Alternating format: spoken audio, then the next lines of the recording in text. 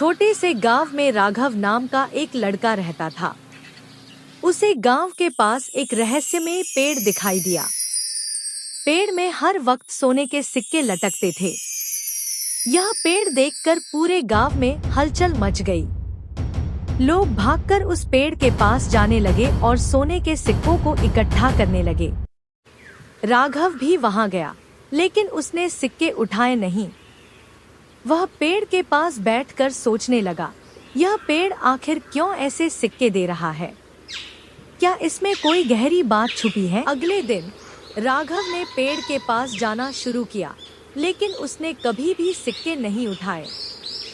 एक दिन पेड़ के नीचे बैठा राघव सोच रहा था कि क्या इस पेड़ का कोई उद्देश्य है।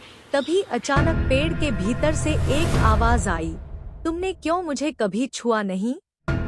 राघव चौंक गया और उसने कहा, आप कौन हैं और यह पेड़ किस लिए सोने के सिक्के देता है? आवाज ने कहा, मैं एक जादुई पेड़ हूँ, लेकिन मैं केवल उन लोगों को सोने के सिक्के देता हूँ जो मेरी असलियत समझते हैं। मेरी सच्चाई यह है कि धन सिर्फ भौतिक संपत्ति है, लेकिन असली संपत्ति वो ज्ञान है जो किसी को सच्चा सुख और शांति देता है। राघव को अब समझ में आ गया कि यह पेड़ केवल भौतिक संपत्ति नहीं, बल्कि एक गहरी शिक्षा दे रहा था।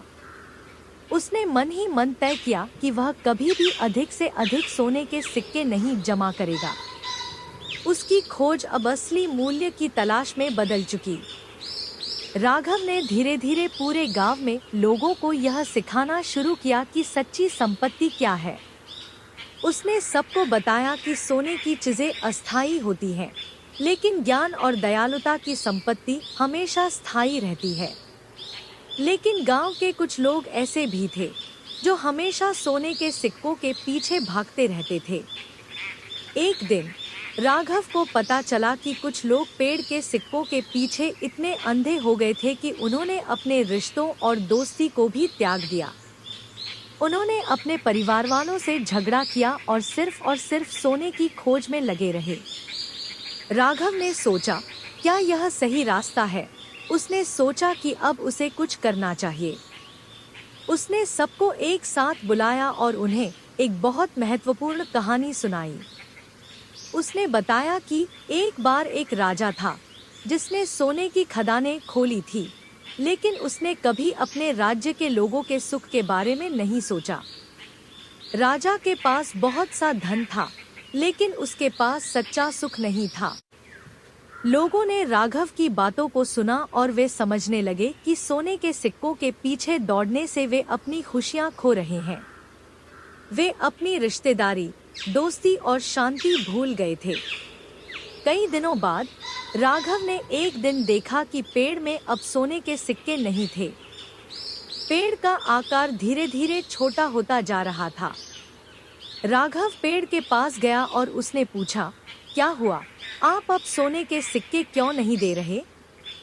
पेड़ ने हल्की सी हंसी के साथ कहा, सच्चाई का रास्ता अब तुम समझ चुके। अब मैं तुम्हें एक और रहस्य बताता हूँ। असल में सिक्के सिर्फ भौतिक संपत्ति के प्रतीक थे, लेकिन असली मूल्य तब समझ में आता है जब तुम इसे दूसरों की भलाई के लिए उपयोग करते हो। धन और संपत्ति कभी स्थायी नहीं होते, लेकिन तुम्हारा ज्ञान और अच्छाई हमेशा तुम्हारे साथ रहती है। राघव ने सीखा कि धन कभी भी स्थायी नहीं होता, लेकिन लोगों की मदद करने और अच्छाई फैलाने से जो संतोष मिलता है वह स्थायी रहता है। समय बीतने के साथ राघव का नाम गांव में फैल गया। लोग उसे एक महान व्यक्ति के रूप में सम्मानित करने लगे थे। वह अब पेड़ के पास जाता, लेकिन वह कभी भी सोने के सिक्के नहीं उठाता। उसने पूरी तरह से यह समझ लिया था कि सच्ची संपत्ति वह है जो वह अपने ज्ञान और अच्छाई से दूसरों के जीवन में जोड़ सकता है। एक दिन गांव के एक व्यक्ति ने राघव से पूछा, तुमने कभी सोने के सिक्के क्यों नहीं उठाए? राघव मुस्कुराते हुए उत्तर दिया, सच्चे सिक्के वह होते हैं जो हम अपने दिल में रखते हैं, और दूसरों की मदद करके हम जो खुशी पाते हैं वह सबसे बड़ा धन है। गांव में बदलाव आ चुका था। लोग अब सच्ची संपत्ति के बारे में समझने लगे थे और उन्हें यह एहसास हो चुका था कि सिर्फ पैसे और सोने से कुछ नहीं होता। असली खुशी और संपत्ति वह है जो हम अपने अच्छे कर्मों से प्राप्त करते हैं। राघव अब एक ऐसा व्यक्ति बन चुका था जिसे लोग न केवल बुद्धिमान बल्कि दयालु और सहायक मानते थे। उसकी सच्चाई और अच्छे कर्मों ने पूरे गांव को एक नई दिशा दी थी।